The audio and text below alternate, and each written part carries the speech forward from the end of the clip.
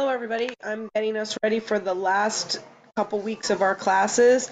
You'll see right now that in our inbox that we have muscular fitness exercise due this week and flexibility assessment.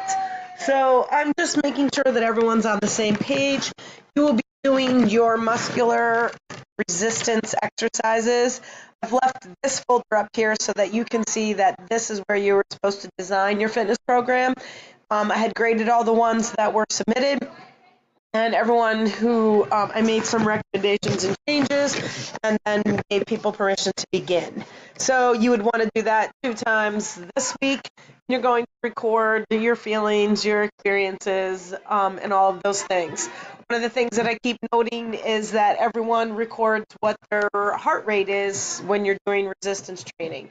It's not necessary. Heart rate isn't a factor at that point in time. Heart rate is only a factor for intensity when it comes to cardiorespiratory endurance.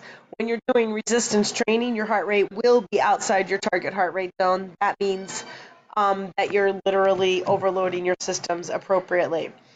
The other thing that I've noticed in muscular fitness programming is regardless of if you're trying to tone, build, shape, or sculpt your muscles, one of the things is that you should do no more than 30 total repetitions of any one exercise. And you have to overload the muscles. I'm going to tell you that genetics, the factor of slow twitch, fast twitch muscles, and the amount of testosterone that your body has is more dependent on your muscular responses than is the exercise. So you've got to challenge those muscles. You have to lift a weight that is heavy in order to get benefits from that. And please note that there's no reason to go to the gym. There's plenty of things that you can do: pull-ups, chin-ups, curl-ups. Remember that sit-ups are a contraindicated exercise, so we want to do curl-ups and some other core exercises for our abdomen. When you get to here, flexibility. So flexibility, you're going to read the chapter. There's some assessments. I will show you what they look like, but the assessments are to measure your range of motion, keep your low back safe, and check your posture. So let's take a look at those pages.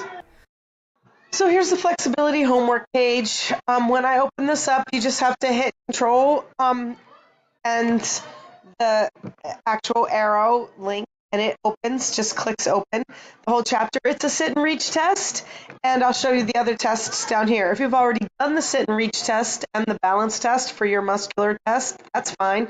It's no problem. The results, what's your norm, where are you, where do you fit in, is down here. Your textbook has a flexibility training guide that shows you what the ACSM looks like. And if you're having trouble opening the textbook, go right to the link, the information page.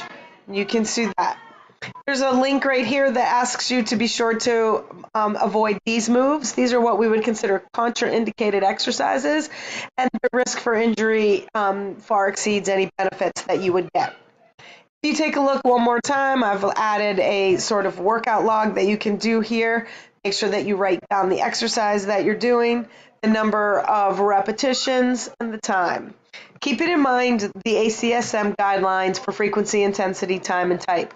When you're doing an exercise for stretching, the intensity only needs to be, and here's our big cheat, till you feel it. Till you feel it. If you're having normal flexibility, you have normal range of motion in a joint, then you only need to stretch it after exercise to make sure that it stays that way, but you don't have to keep improving it. If you have a body part that's really tight, then that would need improving, and you might need more than one repetition. Otherwise, one rep for 30 seconds, holding nice and steady, is a nice exercise that you can do. So as we scroll down here, we're going to talk about your posture. I want you to just take a look at simply by changing the position of your head makes it way more. And so this is amazing to me when you start to take a look at some of the interesting things of our cell phone usage and how it changes our head resistance. And then here's the range of motion exercises that I asked am asking you to do. Take a look at this and see, does your arms, both right and left, bend, legs, all of these things, do they go in these positions? And remember, the definition of flexibility is the joint's ability to move through its range of motion fluidly. And that's the kicker, fluidly. So not only does it go through that complete range of motion, but does it do it in a smooth, fluid motion? Something interesting. And so from there, I have another sheet that I'll show you. And here is the actual postural analysis. So you're going to have somebody take a look and see what's going on with your body and see if you fit into these categories. If you take a look at your feet, this is literally step out of the shower, look what your footprint looks like on the floor, on the mat, wherever it is. Get out of the pool. It's supposed to be a beautiful weekend. Get out of the pool, see where your foot steps down and what that looks like. And so then this will be your postural analysis, and you want to take a look at this. Threes are acceptable, but they're a warning sign. So here's a 5, that means perfect. 3 is, oh, not so bad. And 1 is you're kind of in some trouble.